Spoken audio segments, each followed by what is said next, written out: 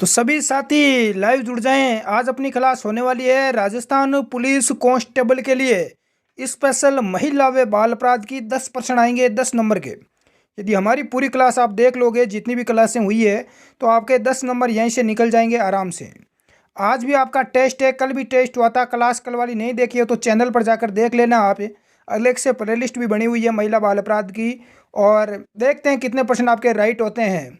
पहला प्रश्न है कि अनैतिक व्यापार अधिनियम के अंतर्गत यदि कोई व्यक्ति नाबालिग लड़की के वेश्यावृत्ति की कमाई के माध्यम से रहता है तो ऐसे व्यक्ति को न्यूनतम साल तक जेल हो सकती है। यदि किसी लड़की की वेश्यावृत्ति की कमाई के माध्यम से कोई व्यक्ति अपना जीवन यापन करता है तो ऐसे व्यक्ति को कितने वर्ष की सजा होगी।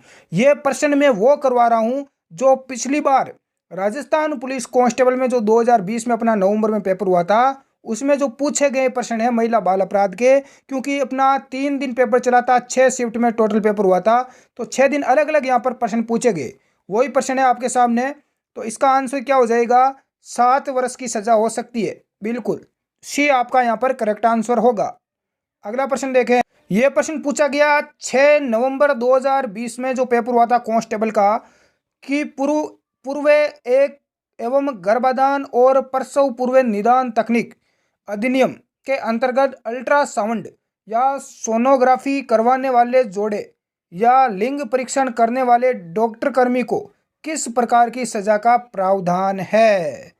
प्रश्न आपने ध्यान से पढ़ लिया होगा, नहीं पढ़ा है तो एक बार वापस इसको ध्यान से जरूर पढ़ें। ऑप्शन आपके सामने है। 1 नंबर दिया हुआ है 3 से 5 वर्ष की सजा और 10 से लेकर 50,000 का जुर्माना होगा डॉक्टर को, लेब कर्मी को, जो भी है। 6 से 8 साल की सजा, 8 से 10 साल की सजा, 50,000 का जुर्माना या 20 साल की सजा। तो इसमें आपकी 3 से लेकर 5 साल की जेल हो सकती है या 10,000 से लेकर 50,000 तक का जुर्माना होता है। ये आपका यहाँ पर राइट आंसर माना गया विभाग के द्वारा। बिल्कुल बहुत ही अच्छे प्रश्न पूछे गए। अगला प्रश्न यहाँ पर पूछा गया कि दहेज निषेध अधिकारी की नियुक्ति किस धारा के तहत की जाती है? धारा 8B, धारा 1B, धारा 7C या धारा 6F? तो इसका करेक्ट आंसर आपका 1 नंबर हो जाएगा, धारा 8B। जो स्टूडेंट बता रहे हैं सभी का यहाँ पर राइट होगा। नेक्स्ट एक देखो, यहाँ पर प्रश्न पूछा गया कि प्रतिवर्ष विश्व पर्यावरण दिवस किस तारीख को मनाया जाता है? ये महिला बाल अपराध का प्रश्न नहीं है, फिर भी यहाँ पर आ चुका है, बता देता हूँ आपको। तो सभी ने यहाँ पर राइट आंसर दे दिया होगा। विश्व पर्यावरण दिवस आपका 5 जून को मनाया जाता है। कब मनाया जाता है? 5 जून को। यह भी कांस्टेबल एग्जाम में जीके का प्रश्न पूछा गया। नेक्स्ट अगला प्रश्न देख। प्रश्न है यहाँ पर सती प्रथा रोकथाम अधिनियम को किस वर्ष सरकार द्वारा लागू किया गया? यदि आपको महिला बाल अपराध का पूरा सिलेबस चाहिए, पूरा कोर्स आपको मिल जाए, थ्योरी मिल जाए और साथ में 500 प्लस ऑब्जेक्टिव प्रश्न मिल जाए, तो आप हमारी ये ई बुक ले सकते हैं। मात्र 30 रुपये की है। हमारा जो व्हाट्सएप नंबर है 8529144016, इस नंबर पर आप व्हाट्सएप मैसेज करके ले सकते हैं। इस बुक से बाहर एक भी प्रश्न नहीं आएगा। तो ये हमारी ई बुक आप व्हाट्सएप पर मैसेज करके प्राप्त कर सकते हैं। मात्र 30 रुपये की है। व्हाट्सएप पर एसएमएस करने में थोड़ा टाइम लगता है आपको वापस रिप्लाई करने में, क्योंकि मैसेज बहुत ज़्यादा आते हैं, इसलिए आप निराश ना हो, आपको जवाब मिल जाएगा। सती प्रथा रोकथाम अधिनियम को किस वर्ष सरकार द्वारा लागू किया गया? 1988, 87, 86 या 85? देखो इस प्रश्न का जो राइट आंसर विभाग ने, पुलिस विभाग ने माना था 1987। क्या माना था? 1987 भी आपका यहाँ पर राइट आंसर माना गया। नेक्स्ट अगला प्रश्न देखें। निम्नलिखित में से किस अधिनियम के अंतर्गत आरोपी के विरोध में शिकायत की कार्रवाई पुलिस स्टेशन, जिला न्यायालय, उप निदेशक और महिला एवं बाल विकास से कर सकते हैं? सती प्रथा रोकथाम अधिनियम की शिकायत कर सकते हैं, घरेलू हिंसा से महिलाओं का संरक्षण अधिनियम की, स्त्री रूपण प्रतिषेध अधिनियम, दहेज निषेध अधिनियम। तो किसकी शिकायत हम कर सकते हैं? बिल्कुल न्यायालय के अंदर, महिला बाल विकास मंत्रालय से। तो इसका आपका राइट आंसर माना गया वो 2 नंबर होगा, घरेलू हिंसा से महिलाओं का संरक्षण अधिनियम। बी इज आपका करेक्ट आंसर होगा।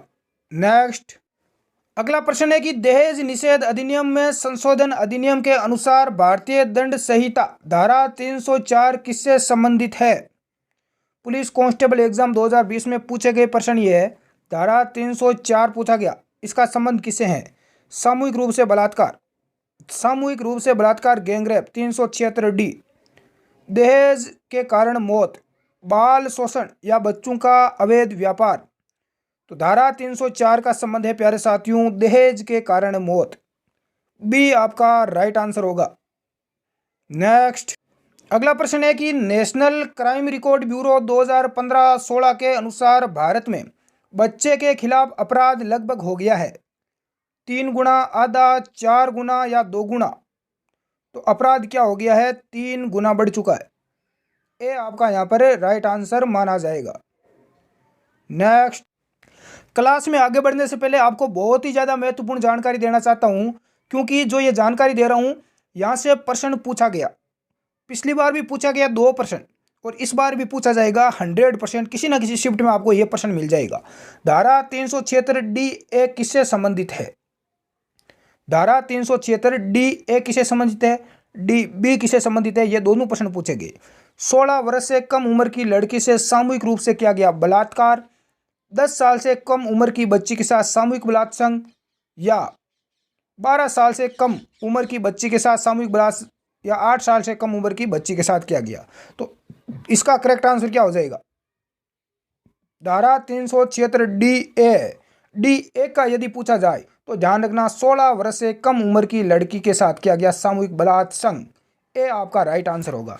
यदि आपको 376D यदि पूछा जाता है एग्जाम में कि DB, तो DB का ध्यान रखना 12 वर्ष से कम उम्र। कितनी उम्र? 12 वर्ष से कम। DA और DB इन दोनों में विद्यार्थी गलती करते हैं, समझ में नहीं आता। यदि ए पहले आता है या बाद में? अरे ए पहले आता है या बी पहले आता है? गुरुजी ए पहले आता है। तो ये बताओ कि यहाँ पर देखो 16 वर्ष है और 12 वर्ष है, इन दोनों में बड़ा कौन है? 16 वर्ष। अरे बड़ा 16 वर्ष वाला ही है। तो पहले कौन आया धरती पर? गुरुजी 16 वर्ष वाला आया। तो पहले ए आता है या बी आता है? ए आता है। तो ए का संबंध तो 16 से हो गया और बी बाद में आया, बाद में आया। और 12 छोटा है, अरे वो बाद में आया, तो बी यहाँ पर हो जाएगा। तो इसे आप थोड़ा बहुत अंदाज़ा लगाकर याद रख लेना, ये चीज़ काफ़ी महत्वपूर्ण है। बहुत ही अच्छा प्रश्न कि कितने साल से कम उम्र की बच्ची से बलात्कार करने पर मौत की सज़ा दी जाएगी। विशेष तौर से ये बात समझा देना, जिन लोगों का कानून को नॉलेज नहीं है, बहुत सारे ऐसे लोग हैं जो गलत कार्य करते हैं और उसका रीज़न है कि उनको कानून का बिल्कुल नॉलेज नहीं है, बाद में उनको कठोर सज़ा मिलती है, फिर उनको पछताना पड़ता है। 23, 12, 18 या 30 वर्ष। तो इसका राइट आंसर भी हो जाएगा 12 वर्ष। यदि कोई 12 वर्ष से कम उम्र की बच्ची के साथ बलात्कार करता है तो उसको सज़ा मौत यानी फांसी की सज़ा दी जाती है, ध्यान रखना। और ऐसा करने वाला राजस्थान देश का दूसरा राज्य बना है, पहला राज्य था मध्य प्रदेश। आगे बढ़ते हैं। बाल विवाह निषेध अधिनियम 2006 के अनुसार वर्ष से कम लड़की और वर्ष से कम के लड़के को नाबालिग माना जाता है। 21, 18, 18, 21, 18, 18 या 21, 21। तो कितने साल की लड़की होनी चाहिए और कितने साल का लड़का होना चाहिए? तो इस खाली जगह में हो जाएगा 18 वर्ष से कम की लड़की और 21 वर्ष से कम के लड़के को नाबालिग माना जाता है। तो ये चीज़ आप ध्यान रखना।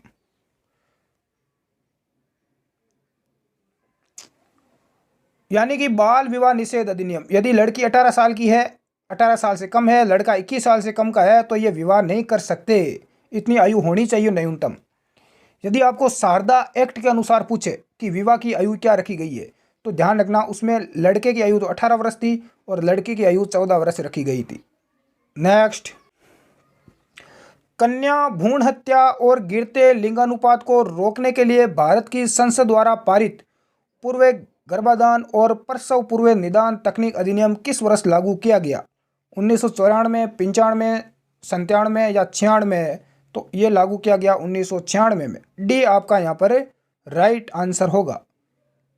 यह प्रश्न देखो वापस आ गया। धारा 376 किससे संबंधित है? मैंने बोला था कि ये दोनों प्रश्न एग्जाम में पूछे गए और दोनों के दोनों दूसरा प्रश्न देखो आ गया। 12 वर्ष से कम उम्र की लड़की से सामूहिक रूप से बलात्कार, 10 साल से कम उम्र की या 16 वर्ष या 8 वर्ष। तो मैंने याद करने की आपको ट्रिक भी बताई थी। यहाँ पर DA है, एक तो कौन सी है? धारा 376 DA है और एक DB है। इन दोनों में विद्यार्थी कंफ्यूज होते हैं कि कौन सा होगा, 12 वर्ष वाला होगा या 16 वर्ष वाला होगा। तो यहाँ पर देखो डी बी दिया गया है, तो मैंने बोला था कि डी बी है, तो इसका मतलब बी काम बाद में आया और ए है वो पहले आता है। और 16 में और 12 में छोटा कौन है कि गुरुजी 12 छोटा है। 12 छोटा है तो 12 बाद में जन्म लिया 12 ने, अरे बाद में आया छोटा है तो 16 ने पहले जन्म लिया क्योंकि ये पहले आ गया।